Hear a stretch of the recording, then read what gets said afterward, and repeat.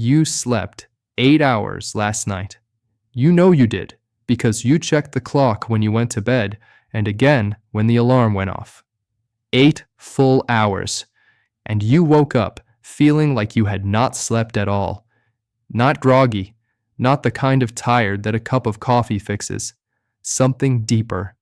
A heaviness that starts before you open your eyes and does not lift the way ordinary tiredness does. A fatigue that has been there in varying degrees for months, maybe longer, and you have tried everything that is supposed to help. Earlier bedtime, less screen time, magnesium, melatonin, blackout curtains, a new mattress, and the exhaustion is still there every morning waiting for you. Here is what almost nobody considers when this pattern persists despite every reasonable sleep intervention. The exhaustion you wake up with every morning may not be coming from poor sleep. It may be coming from what your body was doing while you slept.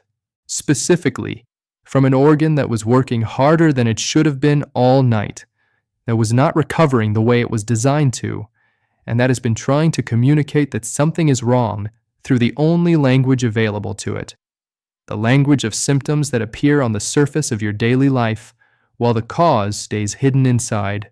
Your kidneys do not have pain receptors in the conventional sense. They cannot produce the sharp signal that tells you something needs attention, the way a pulled muscle or an infected tooth does. What they can do is alter the chemistry of your blood, disrupt the hormones that regulate your sleep architecture, compromise the production of the red blood cells that carry oxygen to every cell in your body, and accumulate inflammatory compounds in your tissue that produce a specific quality of fatigue that no amount of sleep resolves, because sleep is not the source of the problem. A 2020 analysis published in the Journal of the American Society of Nephrology examined fatigue patterns in adults over 60 with varying degrees of kidney function, from fully normal to early-stage decline, not yet meeting clinical diagnostic criteria. The researchers found that fatigue was the most consistently reported symptom across every stage of early kidney dysfunction, present in 71% of participants whose kidney function had declined below optimal levels. More importantly, it was the symptom that had been present the longest before any other sign emerged, predating changes in blood pressure markers, urine appearance, and standard laboratory values by an average of 2.5 years. 2.5 years of morning exhaustion, attributed to stress, to aging, to poor sleep hygiene, to depression, to thyroid problems, to a dozen other explanations, while the kidneys were trying to say something that nobody was listening for. The 5 mechanisms covered today are the specific pathways through which kidney dysfunction produces the kind of fatigue that sleep cannot fix. The 5th is the most subtle and the most frequently missed in clinical evaluation. The 1st is the mechanism that nephrologists describe as the most direct, the most measurable, and the most actionable once it is identified. Before we begin, tell us in the comments right now, how old are you, where are you watching from, and how long have you been waking up feeling unrefreshed despite what feels like adequate sleep? Drop it below. We read and respond to every single comment. Number 5. Disrupted sleep architecture from kidney-related hormonal changes. This is the mechanism that explains why kidney dysfunction produces fatigue that feels like a sleep problem even when it is not one. It is the reason that every intervention aimed at improving sleep quality fails to resolve the exhaustion, because the sleep architecture is being disrupted from the inside by hormonal changes that no blackout curtain or sleep supplement can address. The kidneys produce a hormone called erythropoietin, which signals the bone marrow to produce red blood cells. They activate vitamin D into its biologically usable form, which regulates calcium balance, immune function, and neuromuscular activity. They regulate the balance of sodium, potassium, and other electrolytes that determine the electrical environment of every nerve cell in the body. And they filter the blood of waste products, including urea and creatinine, whose accumulation, even at subclinical levels, has direct effects on brain chemistry and neurotransmitter function. When kidney function begins to decline, All of these hormonal and chemical outputs are affected simultaneously. Erythropoietin production drops before the decline is severe enough to produce clinical anemia on a standard blood count. The partial reduction in red blood cell production that results reduces oxygen delivery to tissue, including the brain and the muscles responsible for sleep-related physiological processes. Vitamin D activation decreases, affecting calcium regulation in the nerve cells that govern sleep-wake transitions. And the subclinical accumulation of urea in the blood, too low to trigger an abnormal creatinine reading, but present at levels that affect brain chemistry, disrupts the neurotransmitter balance that determines whether sleep is restorative or fragmented. The specific quality of sleep disruption this produces is characteristic enough that sleep researchers have given it a name: non-restorative sleep. The person falls asleep without difficulty, stays asleep for an adequate duration, and wakes up feeling as though the sleep did not accomplish what sleep is supposed to accomplish. The deep, slow-wave stages that are responsible for physical restoration and the REM stages responsible for cognitive recovery are present on a sleep study, but reduced in proportion and depth. The architecture looks like sleep, but functions like something less. A 2019 study published in the Clinical Journal of the American Society of Nephrology examined polysomnography results in adults with early-stage kidney function decline and matched controls with normal kidney function. The kidney decline group showed significantly reduced slow-wave sleep percentage, increased sleep fragmentation, and higher arousal indices despite reporting subjective sleep durations comparable to the control group. Their sleep looked normal in duration. Its restorative quality was measurably compromised by the hormonal disruption coming from the kidneys. Number 4. Subclinical anemia from reduced erythropoietin production. This is the mechanism that most physicians are aware of in advanced kidney disease, but that almost never enters the clinical conversation in the early stages, when it is already producing the fatigue that has brought the patient to the office. Erythropoietin is produced primarily by specialized cells in the kidney cortex in response to oxygen-sensing mechanisms that detect when blood oxygen delivery falls below adequate levels.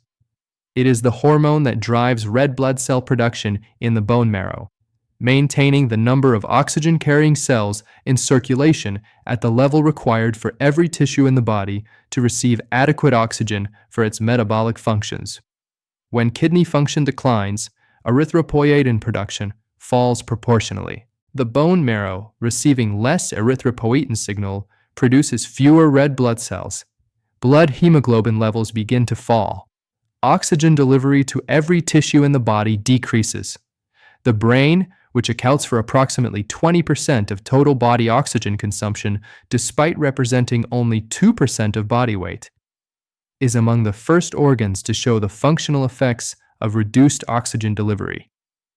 Those effects present as cognitive slowing, difficulty concentrating, and a pervasive fatigue that is qualitatively different from ordinary tiredness because it is cellular rather than psychological in origin.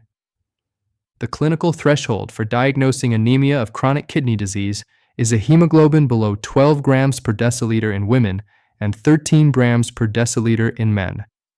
These thresholds were established to identify cases where intervention is clearly warranted. What they do not address is the functional impact of hemoglobin levels that are declining toward these thresholds but have not yet crossed them. Research consistently shows that fatigue and reduced exercise tolerance become measurable at hemoglobin levels well above the clinical anemia cutoff, in the range of 12.5 to 13.5 grams per deciliter that most standard blood panels would report as normal. A study published in Kidney International followed adults with early-stage kidney function decline for 3 years, tracking erythropoietin levels, hemoglobin, and patient-reported fatigue simultaneously. Fatigue scores began rising significantly when erythropoietin levels fell to the lower third of the normal range, before hemoglobin reached any clinically flagged threshold. The erythropoietin decline preceded the hemoglobin decline. The fatigue preceded both flagged abnormalities. In the majority of cases, the patient was experiencing significant fatigue from a kidney-driven hormonal change that no standard blood panel had yet identified as abnormal. Requesting an erythropoietin level alongside a standard complete blood count at the next appointment, and asking specifically about the trend in hemoglobin over the last 3 to 5 years rather than its current absolute value, provides information about whether the kidney's oxygen-sensing hormone is maintaining the red blood cell production the body needs. For the fatigue-free mornings that adequate sleep alone cannot restore. Before we continue, if this has been useful so far, hit that like button so more people can find this information. Subscribe and turn on notifications. New content every week. Number 3. Accumulation of uremic compounds at subclinical levels. Uremia is the clinical term for the syndrome that develops when kidney function has declined severely enough that metabolic waste products accumulate in the blood to levels that produce obvious symptoms, including nausea, confusion, and ultimately life-threatening complications. Full uremia is a medical emergency and is readily identified by standard laboratory testing. What is less recognized and less discussed is what happens in the long period before uremia reaches clinical severity. The waste products that accumulate in full uremia are present in the blood at lower but still physiologically relevant concentrations long before standard testing flags them as abnormal. Urea, creatinine, indoxyl sulfate, p-cresol sulfate, and dozens of other uremic solutes begin accumulating at elevated concentrations in the blood of adults with declining kidney function, well before any diagnostic threshold is crossed. These subclinical concentrations of uremic compounds are not inert. They cross the blood-brain barrier. They affect neurotransmitter synthesis and receptor sensitivity. They reduce the efficiency of mitochondrial energy production in muscle cells, creating the cellular fatigue described in the magnesium deficiency literature, but through a different mechanism. They trigger low-grade systemic inflammation that produces the same cytokine-driven fatigue that infections and autoimmune conditions produce, but at a lower and more chronic level that never produces a fever or an acute illness to explain it. A 2022 paper published in Nature Reviews Nephrology reviewed the neurological effects of subclinical uremic compound accumulation across multiple studies. The authors described a consistent pattern of cognitive slowing, sleep architecture disruption, and fatigue in adults with kidney function in the GFR range of 45 to 75, a range that includes millions of adults who have never been told they have a kidney problem because their creatinine-based GFR estimate has not yet crossed the threshold that triggers a formal diagnosis. The most directly actionable implication of this mechanism is dietary. The uremic compounds that accumulate at subclinical levels are produced primarily from protein fermentation in the gut and from protein metabolism in the liver. The gut-kidney axis research described in earlier content identifies specific dietary changes, including increased prebiotic fiber intake and reduced high-purine animal protein consumption, that measurably reduce the production of these compounds at their source, lowering the burden the kidney must clear and reducing the subclinical accumulation that is driving the fatigue. Number 2. Disrupted overnight blood pressure regulation. Healthy blood pressure follows a circadian rhythm. During sleep, blood pressure should drop by approximately 10 to 20% from its daytime level, a phenomenon called the nocturnal dip that represents one of the most important cardiovascular protective periods of the day. During this dip, the heart works with less resistance. The glomerular filtration membranes are under reduced mechanical stress, and the vascular system undergoes repair processes that depend on the lower pressure overnight environment to function efficiently. In adults with declining kidney function, the nocturnal blood pressure dip is frequently absent or reduced. The kidneys play a central role in overnight blood pressure regulation through their control of sodium, and fluid balance. When kidney function is compromised, the hormonal systems governing overnight sodium handling are disrupted. Blood pressure does not fall to its intended overnight level. The cardiovascular system continues to work against elevated resistance during the hours it was designed to rest, and the body wakes in the morning having not received the cardiovascular recovery that the nocturnal dip was supposed to provide. This non-dipping blood pressure pattern has two direct consequences for morning fatigue.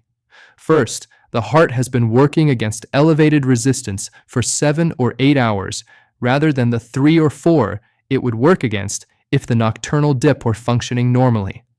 The physiological fatigue of a cardiovascular system that has not rested overnight is real and contributes directly to the heavy, unrefreshed quality of morning waking.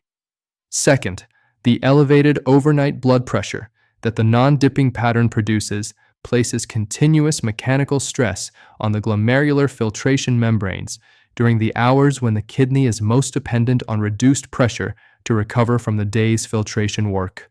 The kidney that cannot reduce its mechanical load overnight accumulates the day's stress rather than clearing it.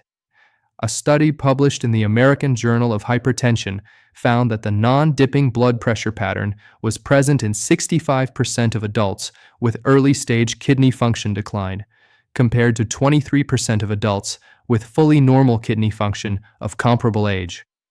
The non-dipping pattern preceded any change in standard kidney function markers in a significant proportion of cases, suggesting that the disrupted overnight blood pressure regulation was itself a sign of early kidney dysfunction rather than a consequence of it. 24-hour ambulatory blood pressure monitoring, which records blood pressure at regular intervals across the full day and night, is the only test that can identify the non-dipping pattern. A standard office blood pressure reading taken during a daytime appointment is entirely normal in many adults with this pattern because their daytime blood pressure is adequately controlled. The abnormality only appears at night when the monitoring equipment is worn and the office is closed. Requesting this test when unexplained morning fatigue coexists with any degree of blood pressure management or kidney function concern provides information that a daytime blood pressure reading cannot. Number 1. Cellular energy deficit from kidney-mediated metabolic disruption. This is the mechanism that connects everything else on this list into a single coherent explanation for why the fatigue from kidney dysfunction has a quality that distinguishes it from every other kind of tiredness. It is not tiredness from exertion. It is not tiredness from insufficient sleep. It is a fatigue that originates at the cellular level, in the mitochondria that produce the energy every cell in the body uses for every function it performs. And it is driven by the disruption of 3 interdependent metabolic processes that the kidney governs and that no other organ can replace. The first is vitamin D activation. The kidneys convert the inactive storage form of vitamin D into its biologically active form, calcitriol. Calcitriol regulates calcium and phosphate balance, but its role extends far beyond mineral metabolism. Calcitriol directly influences mitochondrial function in muscle cells, affecting the efficiency with which mitochondria convert fuel into usable energy. When kidney function declines and calcitriol production falls, muscle mitochondrial efficiency decreases. The muscles produce less energy from the same fuel input. Physical tasks that were previously manageable require noticeably more effort. The body uses more of its energy reserves maintaining basic function, leaving less available for the activities of daily life. The person experiences this as an unexplained reduction in their functional energy that is present regardless of how much they slept. The second is phosphate regulation. When the kidney's phosphate clearance capacity declines, blood phosphate rises even modestly. Elevated phosphate directly inhibits mitochondrial function through a mechanism involving the electron transport chain, the final stage of cellular energy production. Mitochondria in high phosphate environments produce less ATP per unit of fuel than mitochondria in normal phosphate environments.